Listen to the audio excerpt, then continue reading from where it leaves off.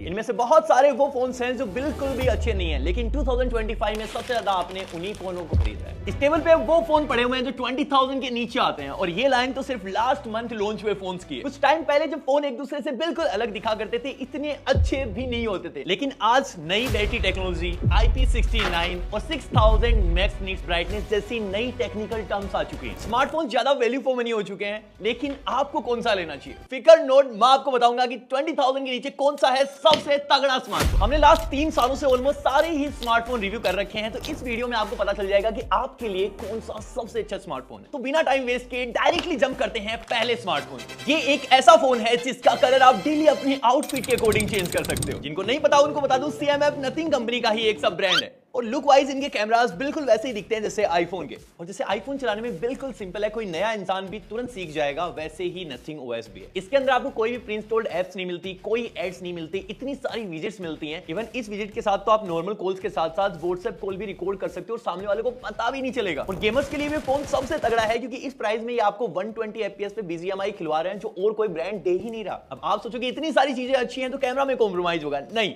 इसके अंदर telephoto lens दिया है जो इस प्राइस में मिलता ही नहीं है, और इस कैमरा से आप ऐसी बैकग्राउंड ब्लर वाली इमेजेस ले सकते हो। बाकी इन्होंने यार प्रोसेसर वही डाला है जो इनके छोटे भाई CMF फोन 1 में आता था। डिस्प्ले और बैटरी तो तगड़ी है ही, बाकी इन्होंने 33 वोल्ट का चार्जर भी दिया है, वो भी बॉक्स में, पहली बार। बाकी जब इन 5 फोनों को एक साथ रख के हमने टीम से पूछा कि इन टर्म्स ऑफ लुकिंग उनको कौन सा ज्यादा बेटर लग रहा है, तो ऑलमोस्ट सबने ये ही चूज किया। अब नेक्स्ट एक ऐसा फोन है जिसके अंदर आपको नई बैटरी टेक्नोलॉजी मिलती है, सिलिकॉन कार्बन टेक्नोलॉजी, और ये क्या कर सकती है इसका नमूना अभी आपको दिखाता हूं। ये सैमसंग और एप्पल फोन से भी पतला है, और इन दोनों फोन की बैटरी कैपेसिटी ऑलमोस्ट 5000 है, और इस फोन की 7300 mAh। और अब आपको लग रहा होगा कि शायद ये फोन भारी हो सकता है, लेकिन ये सिर्फ 199 ग्राम का है, और हमने इस फोन को एक सिंगल चार्ज पे 14 घंटे लगातार चलाया है। और इसके 50 मेगापिक्सल कैमरा से आप कुछ ऐसे पोर्ट्रेट फोटोज ले सकते हो, इवन दो इसके अंदर कोई टेलीफोटो लेंस अलग से नहीं डाला हुआ, फिर भी 90 वोल्ट का चार्जर आपको बॉक्स में मिल जाएगा। बाकी इसकी एमोलेड डिस्प्ले ऐसे रंगीन कलर्स दिखा सकती है। अब आप बोलोगे इतनी सारी चीजें तगड़ी है तो फिर कमी कहां पे है? लक्ष्मण, हर चीज में कमियां नहीं होती, कुछ चीजें मेरे जैसे परफेक्ट भी निकल जाती हैं। खैर, आपको फोन चाहिए ऐसा जिसके अंदर सैमसंग की सुपर एमोलेड डिस्प्ले लगी हो। आप जब टेक मास्टर की वीडियो देख रहे हो तो आपको लगे कि मैं ऐसे निकल के 3D में बाहर ही आ जाऊंगा, और चौंक के अगर आपके हाथों से फोन गिर जाए तो cornering gorilla glass Victus plus उसको कुछ ना होने दे, और फोन अगर पानी में भी गिर जाए तो भी कुछ ना हो, उल्टा फोन धुल के बाहर निकले और एकदम नया हो जाए। और हमने इस फोन के कैमरा चेक करे, लिटरली सबसे अच्छी स्किन टोन, क्योंकि सैमसंग पिछले 30 सालों से इंडिया में काम कर रहा है, इनकी स्किन टोन की नॉलेज सबसे अच्छी है। लेकिन अगर आप एक हार्डकोर गेमर हो तो शायद ये इतनी अच्छी चॉइस नहीं है, क्योंकि इसके अंदर Exynos 1380 है, which is more powerful processor. बाकी नॉर्मल यूजेस में, मल्टीटास्किंग में, हल्के फुल्के गेम्स में बिल्कुल वैसे ही चलेगा जैसे इंडिया की मिसाइल्स, मतलब बिल्कुल तगड़ा। और तगड़े से एकदम से याद आया, अगर हो आप एक मल्टीटास्कर और करते हो मल्टीटास्किंग, तो ये एक ऐसा फोन है जिसके अंदर इस प्राइस में UFS 3.1 है, जिससे मल्टीटास्किंग काफी इजी हो जाती है। हाँ, मुझे पता है कि इसके अंदर काफी सारी प्री इंस्टॉल्ड एप्स मिलती हैं, लेकिन सिर्फ 2 मिनट लगते हैं उसको अनइंस्टॉल करने में, तो ये डेफिनेटली आपके लिए डील ब्रेकर नहीं होना चाहिए। भाई एक बार इसके स्पीकर सुनो,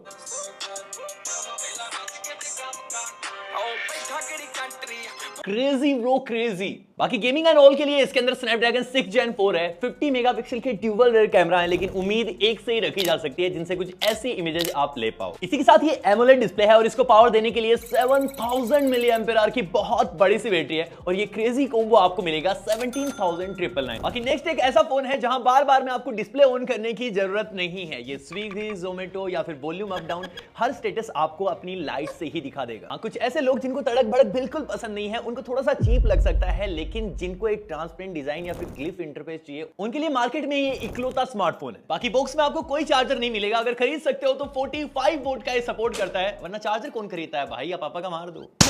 बाकी नथिंग OS है, बहुत ही स्मूथ है, तगड़ा है, साथ ही में आपको अपडेट्स टाइम पे मिलेंगे, और डिस्प्ले सुपर एमोलेड है, कलर्स बहुत ही कमाल के होंगे, स्टीरियो स्पीकर्स हैं, और उनसे साउंड कुछ